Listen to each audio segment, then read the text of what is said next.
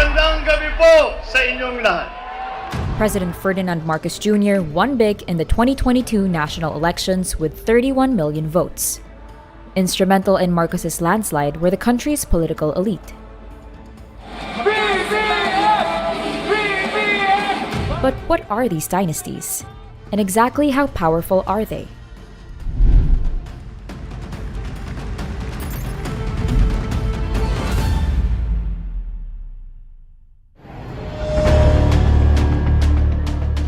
Rappler's head of regions Inday Espina Varona says political families are everywhere.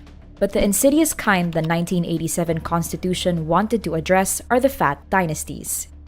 Political dynasties are families, that control political positions in a community, province, or as we have it now, on a national level. Now, a fat political dynasty is one that has different members in different positions, up and down, the electoral hierarchy.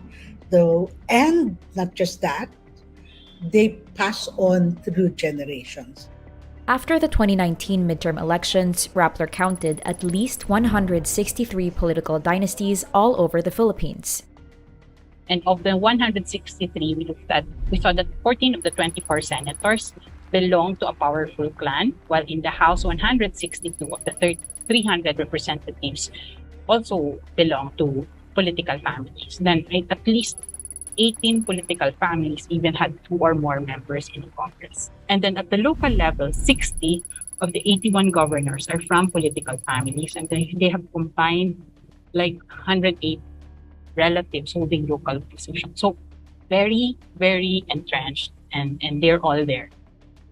That's Rappler's lead researcher on disinformation and platforms, Gemma Mendoza.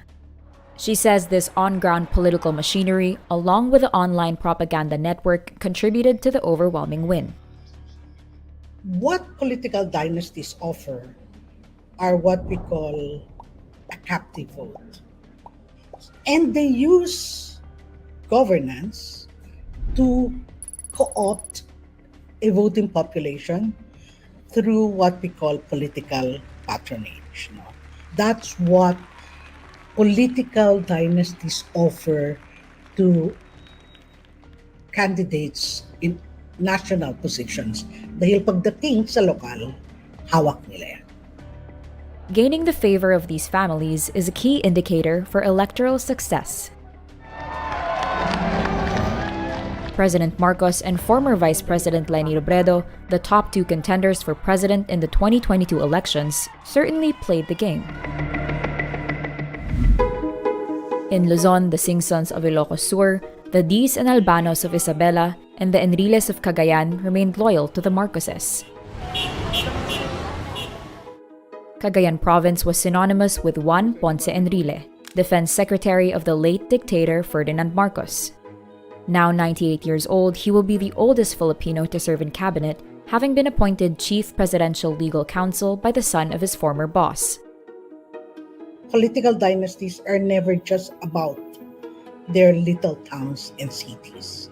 They always leverage power, and so as they grow big, the scope of their economic interests also grow bigger.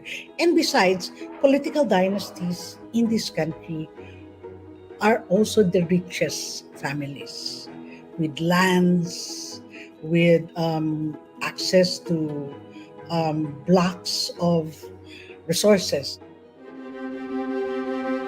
The Remulias of Cavite promised 800,000 votes to Marcos Jr., but delivered more. Rappler's managing editor Miriam Grace Go traces the ties that bind the Remulias and the Marcoses. It's definitely the Remulias that go a long way back with the Marcoses. Gov. Johnny Remulla, their father, was a fraternity brother of Marcos, and then they were allies. Nagde-deliver ang Cavite for the senior Marcos dati, and the senior Marcos would make funds and projects flow papunta sa Cavite. And then Boying himself has a personal friendship with Bongbong.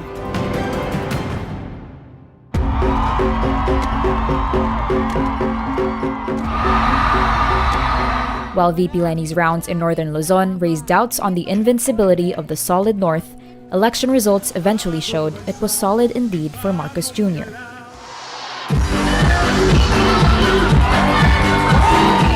In Bicol, Robredo's home turf, her campaign united two rival parties and dynasties, and the endorsements she had received ultimately reflected in her landslide victory in the region.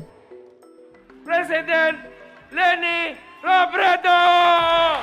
In the Visayas, despite the high turnout and the colorful campaign rallies for Robredo, Marcos Jr. won endorsements from 28 of 31 Negros Occidental mayors.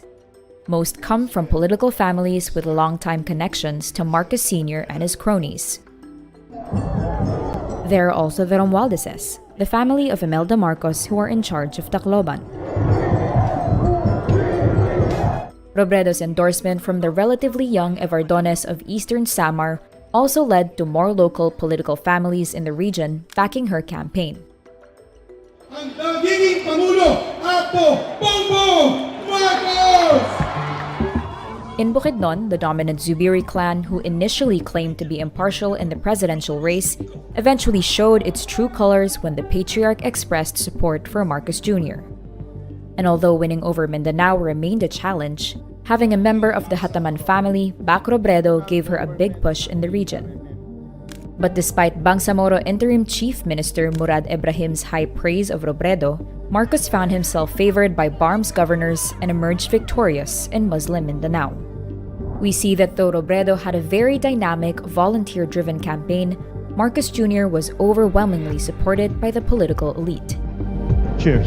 It was the key to the Marcoses reclaiming Malacanang. It's all about survival. It's all about hanging on the coattails of those, yes, who can throw them scraps from the table. Should we blame them? It's a system that makes it very hard for people to get ahead.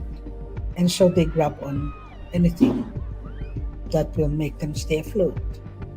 We see this in the BARM who came through for Marcos despite the bloody struggle that occurred in their lands during the dictatorship of his father, Marcos Sr.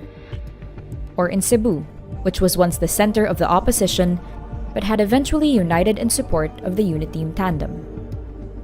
Kana ang tingog sa mga Subuanon o kumutingog ang Subo, maminaw ang Pilipinas, musunod ka na to!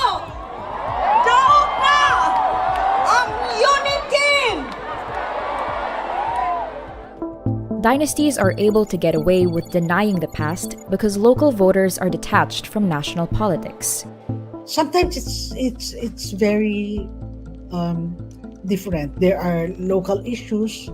Minsan wala rin silang pakialam sa kaya minsan wala silang pakialam sa truth-telling in the national scene kasi parang malayo yan sa atay namin. For local political dynasties, it's a balancing act, keeping in the good graces of national politicians while maintaining the favor of their constituents. National and local politics are inevitably intertwined. This manifests through budget grants, contract approvals, pork barrel allocations, and strategic appointments. The key to understanding the power of political dynasties is to understand the role of gratitude. Rappler's Mindanao Bureau Coordinator Herbie Gomez explains the role of utang na loob in Filipino culture and politics. Factor mo yung Filipino trait, utang na loob, etc. And the way we do politics in this country, nagkaroon ng Philippine variant of democracy. The politicians who make the voters feel good win, regardless of whether or not they are qualified for the position or not. And we're seeing new dynasties coming in, ano? The older ones are being replaced by new ones. So had the outcome of the elections been different? Would dreams of inclusive, participatory democracy come true? We're rowdy, we're raucous, but is there really freedom Is there space for change? Do people have the opportunities to better their lives so that they are able to choose beyond the exigencies of survival? When the answer is no, and our country, in this country, the answers to all of that remains no, then there's really, really no genuine democracy. So, how do people get good governance from their national leaders? It will be up to the voters to make sure that political debts do not cripple democracy post-elections. I think the time will come when people would see na ano bang nangyayari sa bansa natin. 6 years pa bago magkaroon ng bagong presidential elections. What do you do in the meantime? Start in your villages. Start in the barangays. If we really want to change our country, we wrest power back at the grassroots. Ateneo School of Government Dean Ronald Mendoza says that with dynasties, only the same people have the access to power. This led to creating inequalities in achieving economic opportunities, which stunted inclusive growth for the Philippines. Malaya tayong pumipili ng leader natin. Pero mahina siya na demokrasya kasi limitado yung nagiging choices ng mga tao. It takes hard work, really hard work, for alternative candidates, alternative politicians, well-intentioned politicians, to be able to challenge dynasties. But it's hard work that is required if we want a democracy that's really fair to all level ang playing field, lahat ay nakakapag-participate.